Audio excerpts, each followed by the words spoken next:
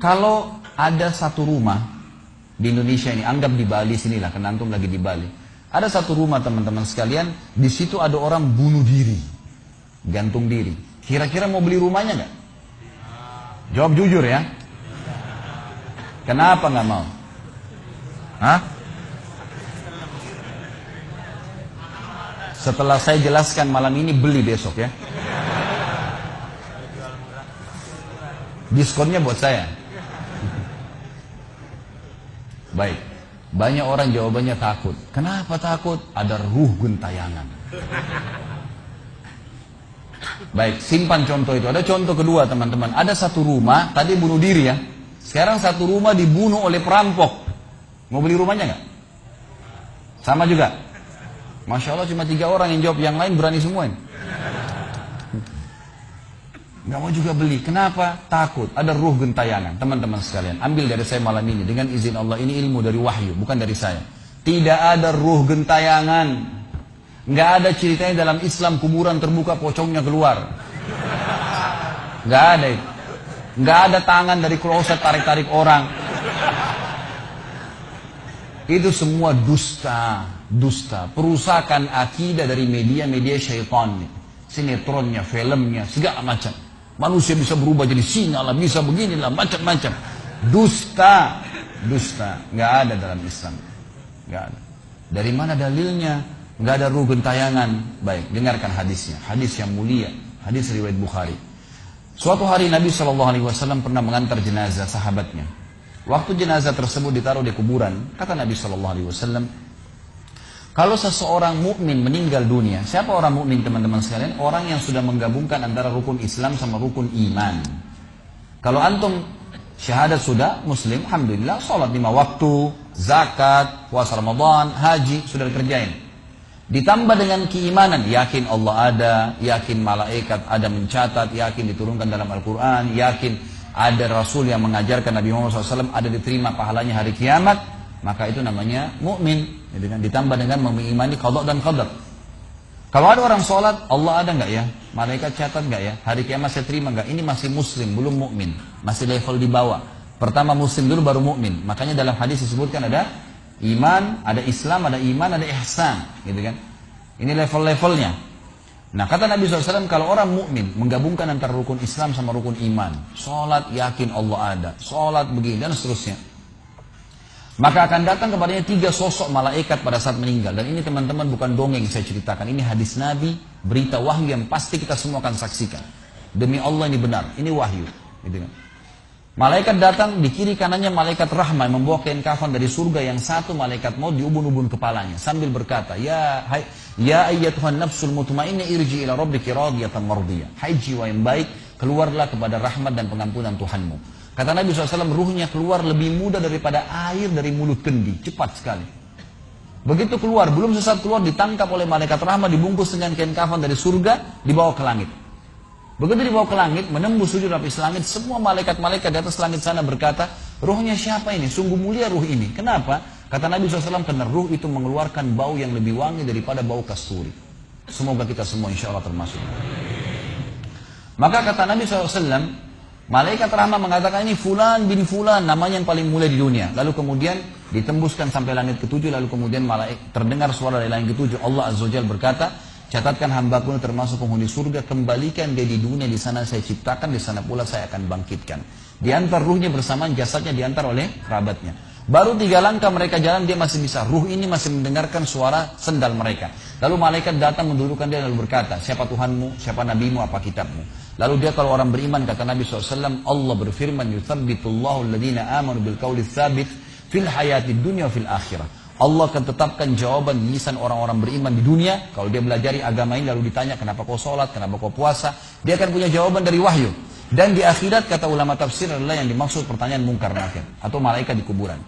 Ringkas cerita adalah dia akan menjawab, Tuhanku Allah, Nabiku Muhammad, kitabku Al-Quran. Pada saat dia jawab jawaban itu teman-teman sekalian, maka tiba-tiba saja kata Nabi SAW, malaikat tersebut membukakan baginya pintu neraka, azab, siksaan, orang teriak-teriak, api yang berkobar-kobar, dia ketakutan. Kata malaikat, lihat dari apa Allah selamatkan dirimu. Karena kau beriman, kau nggak jadi masuk sini. Ditutup. Supaya dia tahu nih, Kalau dia salah akan masuk situ, ditutup. Dibuka pintu surga, dayang-dayang, permadani, istana yang luas, luar biasa. Dia gembira. Lalu kata malaikat, kau akan masuk di sini. Maka si mayit tersebut pun berdoa mengatakan, ya Allah cepatkan waktu, karena aku ingin masuk ke dalam surgaku. Lalu datang di sebelahnya orang yang tampangnya gagah, badannya bersih, wangi, saking sempurnanya kata jenazah ini. Ruh ini berkata, siapa kamu ini? Sungguh sempurna ciptaan Allah pada dirimu. Maka dia berkata, diam dulu. Maka dia berkata, gitu kan? Dia berkata, saya amal soleh akan menemani kau sampai hari kiamat. Insya Allah setelah riwayat ini kita sholat. Saya amal soleh akan menemani kau sampai hari kiamat. Maka kata Nabi SAW terdengar suara, ya, Allahu alam di sini disebutkan Allah atau malaikatnya, tapi yang jelas menyampaikan dari Allah Subhanahu Wa Taala, lapangkan kuburan hambaku ini seluas pandangan matanya. Dan bukakanlah pintu surga baginya setiap pagi dan petang dia melihat. Maka jadilah kuburannya taman dari taman surga sampai hari kebangkitan. Baik. Sebaliknya kata Nabi SAW, kalau orang fasik, siapa tadi fasik?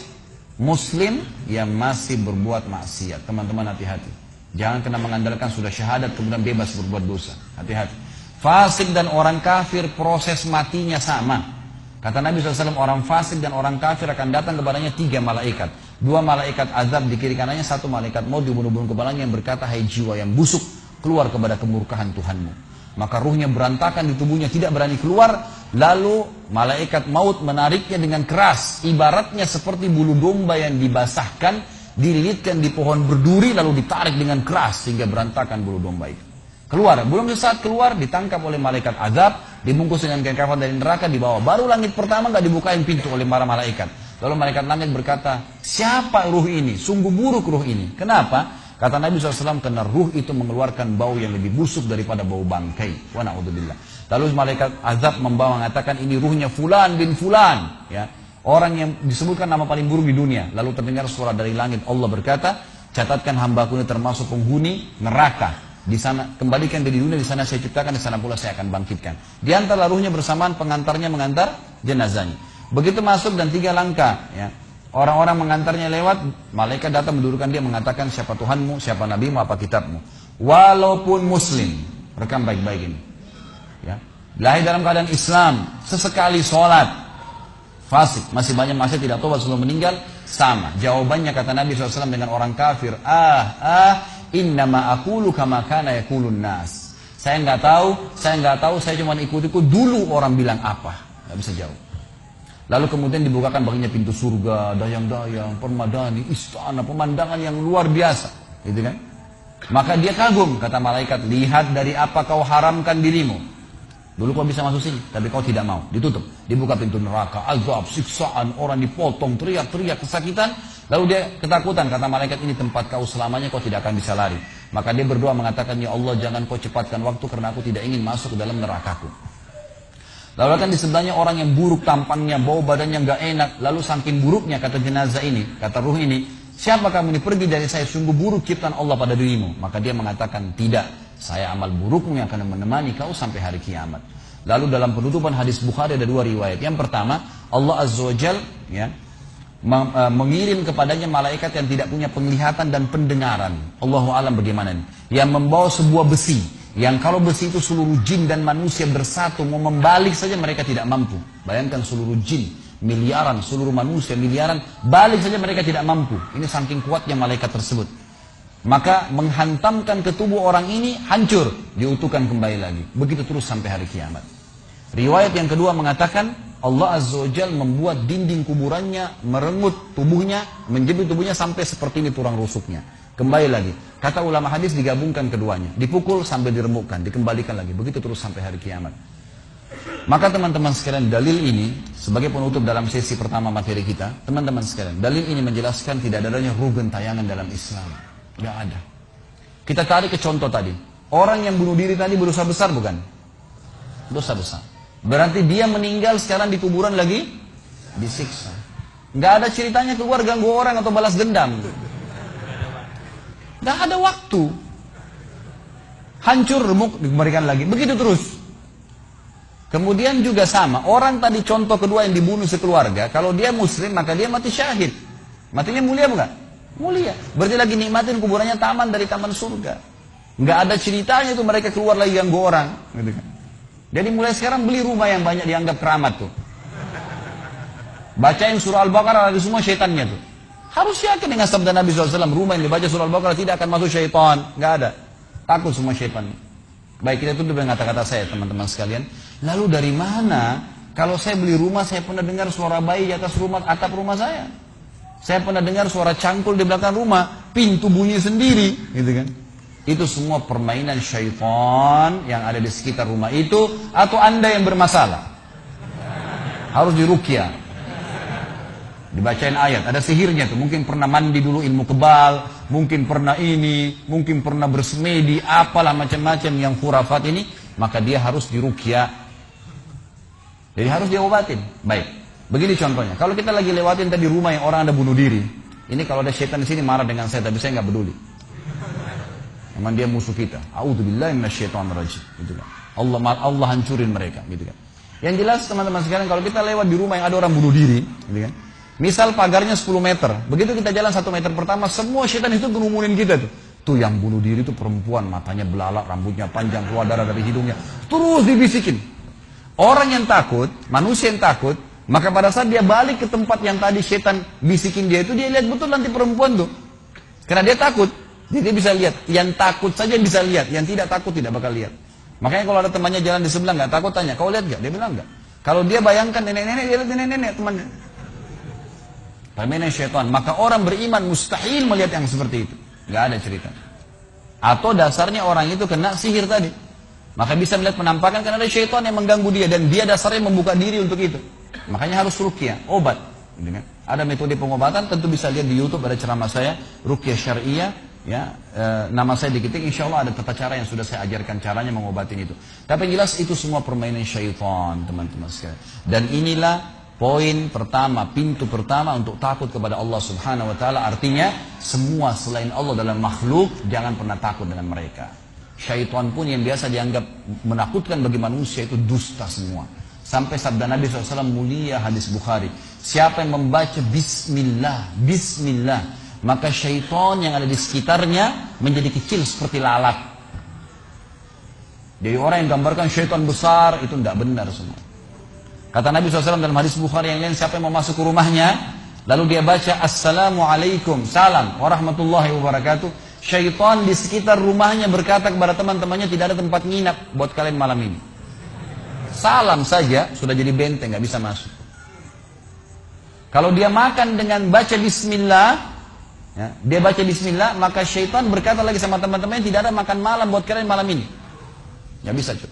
Dan syaitan tidak bisa membuka dan menembus tembok atau pintu manusia.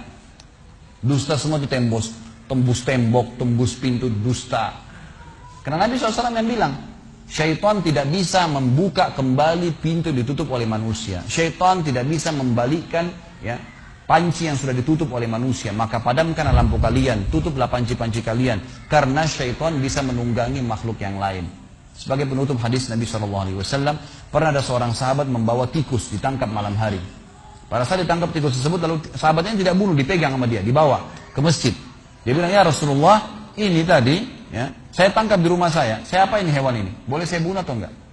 Kata Nabi SAW, jadi tikus itu sambil ditahan oleh sahabat, kebetulan Nabi SAW punya tikar yang dipakai sholat, di sebelahnya ada lilin kecil, minyak dengan api, gitu kan? Lalu tikus ini sementara Nabi SAW bicara sama sahabat, lepas, menyentuh ya, lilin Nabi SAW, lalu tumpah minyaknya di sejadah, di tikarnya Nabi, terbakar. Kata Nabi SAW, sesungguhnya hewan ini fasiqah, fuaisiqah, buruk, boleh dibunuh, gitu kan? Dan syaitan menunggangi hewan seperti ini untuk membakar rumah-rumah kalian. Tapi mereka tidak bisa membakar langsung. Mereka cuma bisa menggunakan hewan yang kebetulan lewat dan seterusnya. Seperti misalnya syaitan bisa menggoda manusia lain untuk mengganggu kita, gitu kan? Tapi untuk dia langsung tidak ada ceritanya. Itu semua tidak benar, teman-teman sekalian.